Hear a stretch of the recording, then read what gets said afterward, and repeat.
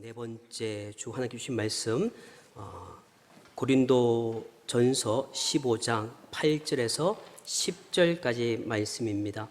신약성경 282면에 있는 고린도전서 15장 8절에서 10절까지 말씀을 제가 받들어 있습니다. 맨 나중에 만삭되지 못하여 난 자 같던 내게도 보이셨느니라. 나는 사도 중에 가장 작은 자라. 나는 하나님의 교회를 박해하였으므로 사도라 칭함받기를 감당하지 못할 자니라.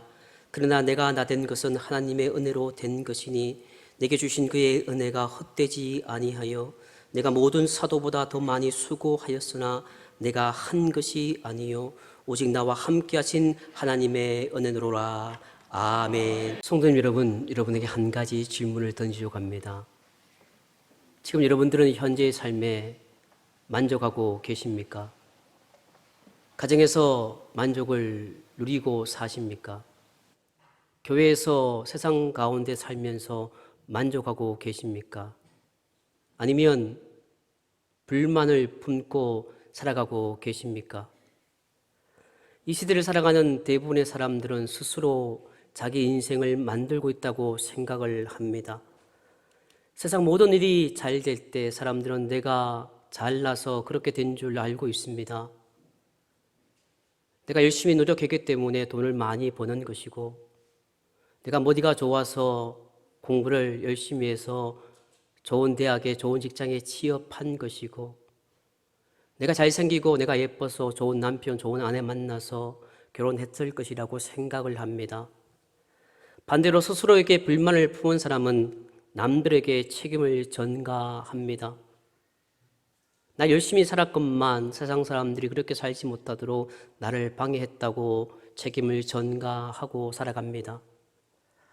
그러기에 성공했다고 생각하는 사람이나 실패했다고 생각하는 사람이나 누구나 자기의 삶은 자신이 만들었다고 생각을 합니다. 그러나 성서적인 인생과는 전혀 다릅니다. 인생은 사람에 의해서 만들어지는 것이 아니라 전적으로 하나님에 의해서 만들어진다는 것입니다. 본문의 말씀은 사도 바울의 고백입니다. 사도 바울은 그리스도인들을 핍박하고 정오했던 사람이었습니다. 그런 자기를 버리지 않고 부르시고 그리고 사용하시고 알아주심에 너무 감사해서 그때부터 바울, 그러니까 다메섹 도상에서 주님 만나고 난 이후 바울은 열정을 다해서 열심히 주님을 섬기고 살아갔습니다. 그런 마음을 본문에서 그는 이렇게 고백하고 있습니다. 내가 나된 것은 하나님의 은혜로 된 것이니 내게 주신 그의 은혜가 헛되지 아니하여 내가 모든 사도보다 더 많이 수고하였으나 내가 한 것이 아니요 오직 나와 함께 하신 하나님의 은혜로라. 아멘. 본문에 나오는 이 사도 바울의 고백은 자기 실존적인 고백을 참 아름답게 표현한 것입니다. 그러니까 자기의 실존을 정확하게 고백하고 있습니다. 만삭되지 못하여 난 자, 사도 중에 작은 자라고 말하면서 하나님의 교회를 핍박하였기에 사도의 칭함을 받기에 너무나도 부족하다고 고백하고 있습니다. 그래서 그는 디모데전서 1장 15절에 스스로 이렇게 고백하고 있습니다. 죄인 중에 괴수라고 말입니다. 죽어 마땅한 죄인이며 용서받기 어려운 죄인이었는데 다메섹 도상에서 예수님께서 불러주시고 십자가의 보혈로 모든 죄를 용서하시어 어렵다고 칭해 주시며 그리고 지금까지 인도해 주셨다고 바울은 고백하고 있습니다. 그러기에 사도 바울은 나의 나된 것은 모든 것이 전적으로 하나님의 은혜임을 감격하면서 고백하고 있는 것입니다.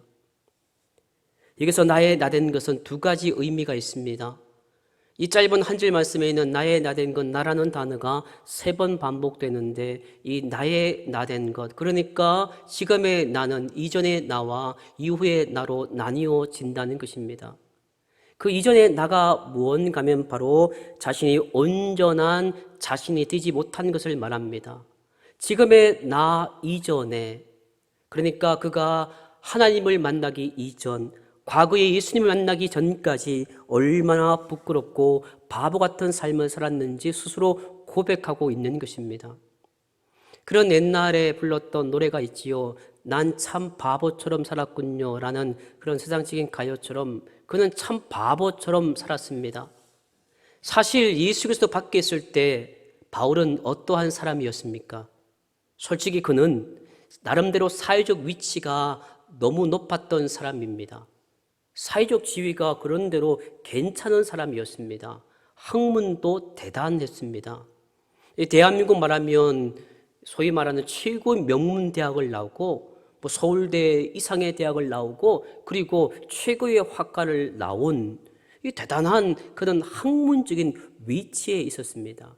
열심은 이루 말할 수 없습니다. 얼마나 열심을 다했으면 이 그리스도를 박해하고 그리스도를 믿는 사람들을 죽이려고 온 사방을 뛰어다녔던 사람 열심입니다. 그런데 이 열심이요, 이 방향성이 잘못되었을 때 그 열심은 주변 사람들을 힘들게 합니다.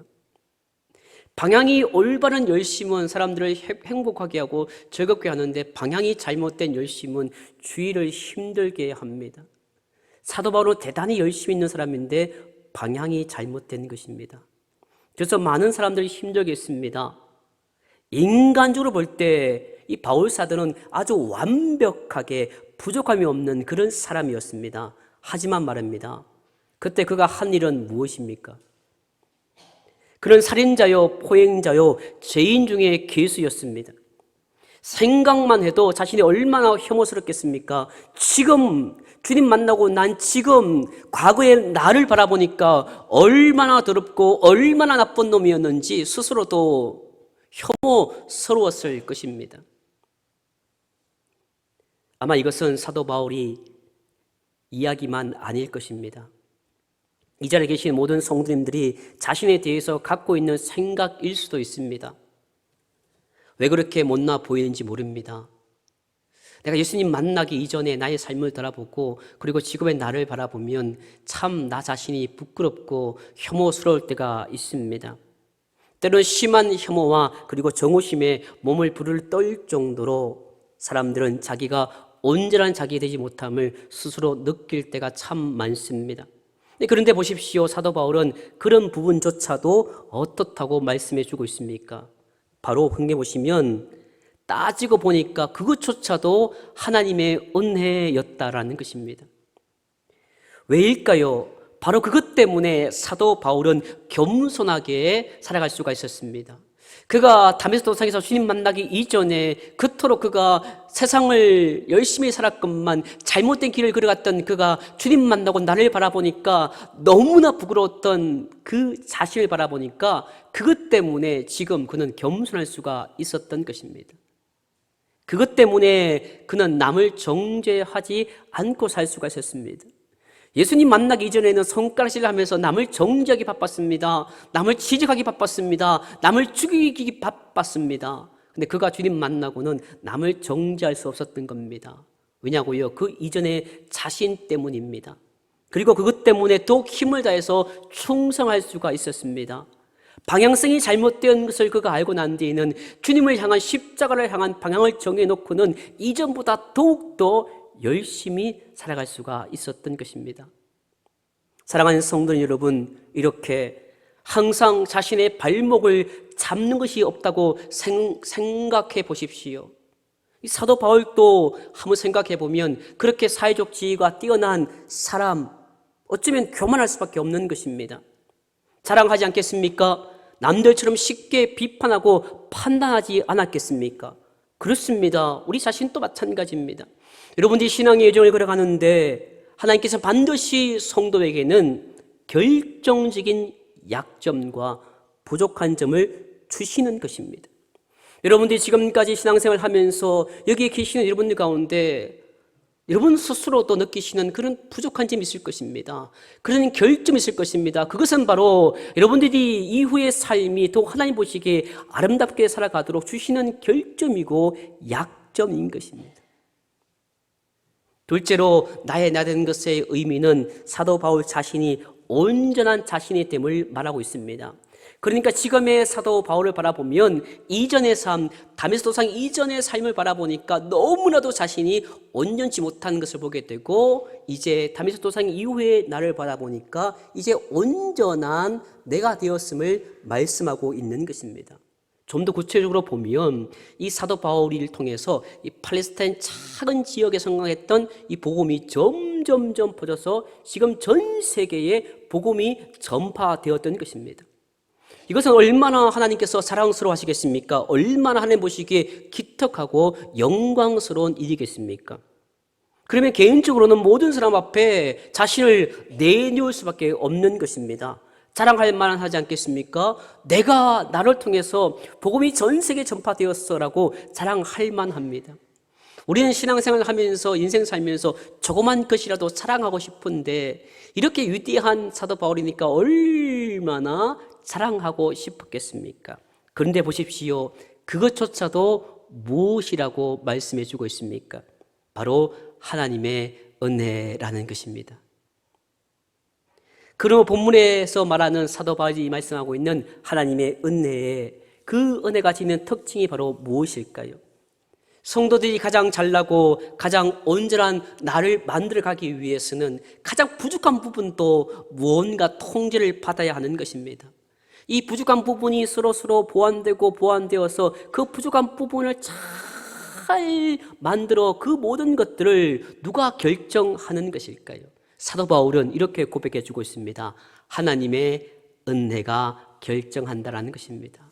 우리 이 시간 이 하나님의 은혜라는 이 귀한 가사를 조은아 작사, 신상호라는 분이 작곡한 하나님의 은혜를 우리 자막 준비하고 피아노 반주 맞춰서 함께 찬양해 보겠습니다. 다 함께 찬양합니다.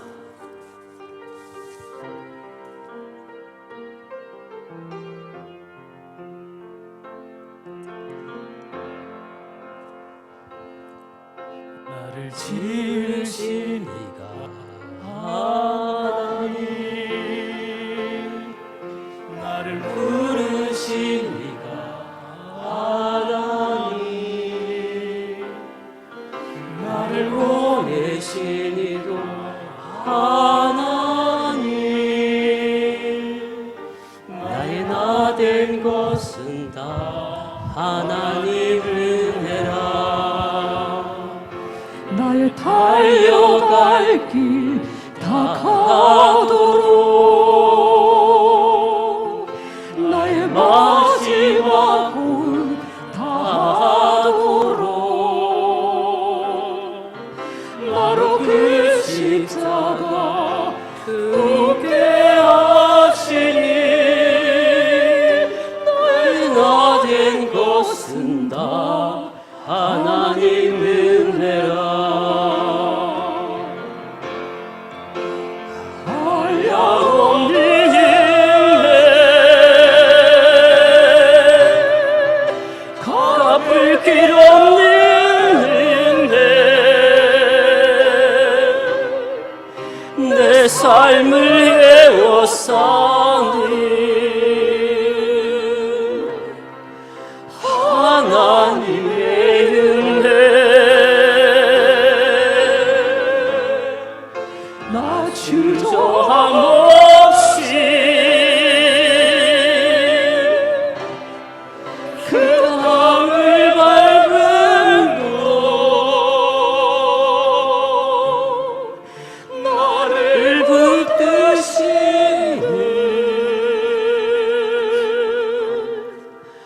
하나님의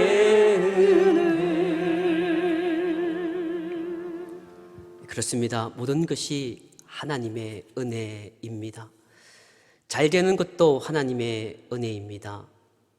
못 되는 것도 하나님의 은혜입니다. 사업이 망하는 것도 하나님의 은혜입니다. 사업이 잘 되는 것도 하나님의 은혜입니다. 사랑하는 성도 여러분, 여러분들 누구의 통치 밑에 살고 계십니까? 은혜의 통치 아래에 있습니다. 은혜의 다스림 속에 살아갑니다. 우리 모든 삶 가운데 하나님의 은혜가 역사하고 있습니다. 하나님의 은혜가 역사하는 대로 우리가 이끌려 살아갑니다. 따라서 인생이 실패하면 실패하는 대로 하나님의 은혜가 있습니다. 인생에 성공하면 거기에도 하나님의 은혜가 있습니다. 그러므로 여러분 삶 가운데 때로 물질로 어려움이 있는 가운데 있으신 분 계십니까? 자녀 때문에 힘들고 어려운 상황 속에 놓인 분 계십니까? 관계로 힘들어하고 삶의 어려움으로 겪고 있는 분 계십니까? 거기에 임하고 있는 하나님의 은혜를 깨달으시기 바랍니다. 반대로 사업이 성공하고 자녀가 잘 되고 여러분이 원하는 대로 모든 것이 잘 풀리고 있으십니까? 거기에 임하는 하나님의 은혜를 깨달으시기 바랍니다. 본문 10절 말씀 보시면 하나님이 주신 은혜가 헛되지 않게라고 사도 바울은 고백하고 있습니다. 여기서 헛되다라는 헬라어 단어가 참 의미 있는데 그 단어는 케노스 게노마이라는 단어입니다. 이 단어의 뜻이 중요한데 그것은 바로 텅 비어 있다라는 것입니다. 그러니까 사도 바울이 받은 은혜가 텅 비어 있지 않게 그는 살아갔다라는 의미입니다. 사도 바울의 말은 바로 무언가 하면 하늘부터 물 붓듯이 부어주시는 하나님의 은혜를 세상 가운데 쏟지 않고 그대로 가득 채운 채로 보존하고 살아간다라는 말씀입니다. 이것을 뒤집어 말하면 무슨 말씀일까요?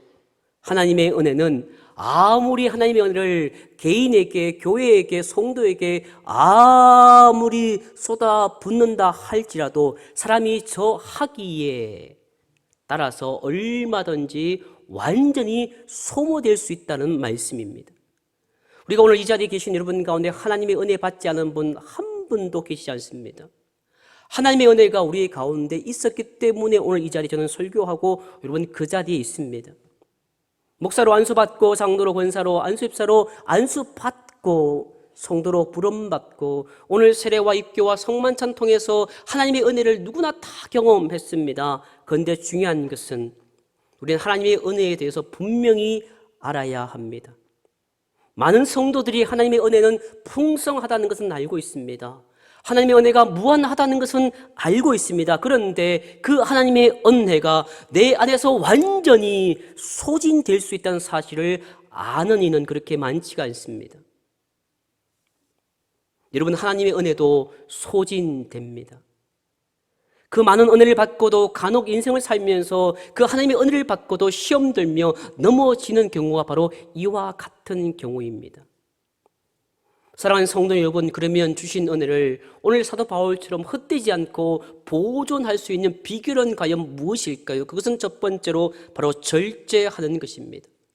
여러분, 이 세상의 자원들, 세상의 땅에 있는 석탄과 석유의 모든 자원들을 아끼지 않고는 그것이 다 소진되는 것처럼 우리에게 주신 은혜를 우리가 절제하는 생활을 해야 되는 것입니다.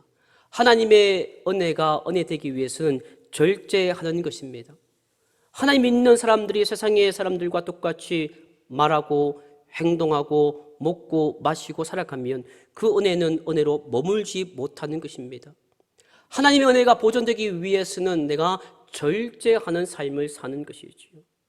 그리고 그 다음에 하나님의 은혜가 내 삶 가운데 보존되기 위해서는 아낌없이 투자를 해야 됩니다.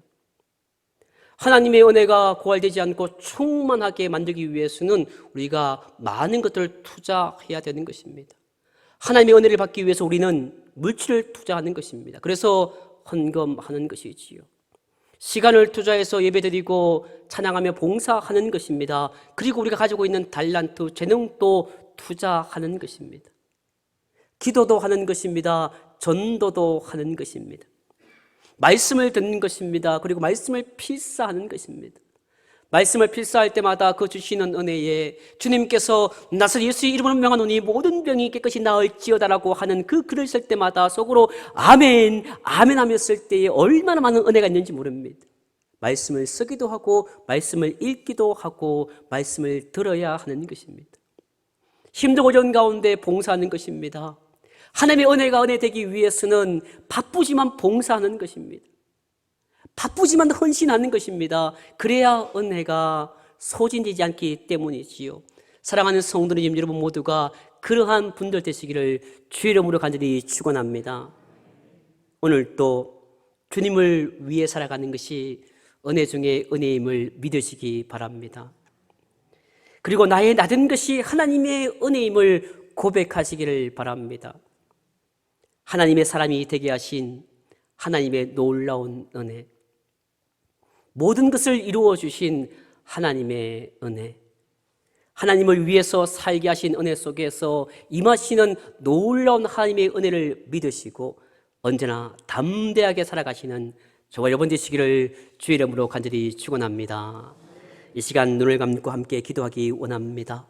우리 이 시간 세례받고 성만찬 나눌 때 하나님의 은혜를 기억하면서, 하나님, 그렇습니다, 나의 나된 것이 하나님의 은혜임을 우리가 알아야 되는데 그러지 못했던 나를 돌아보게 하시고 다시 한번 나의 나된 것이 하나님의 은혜임을 고백하며 세상 가운데 승리하며 살 수 있도록 이 시간 주여 한번 크게 외치고 동서로 함께 기도합니다. 주여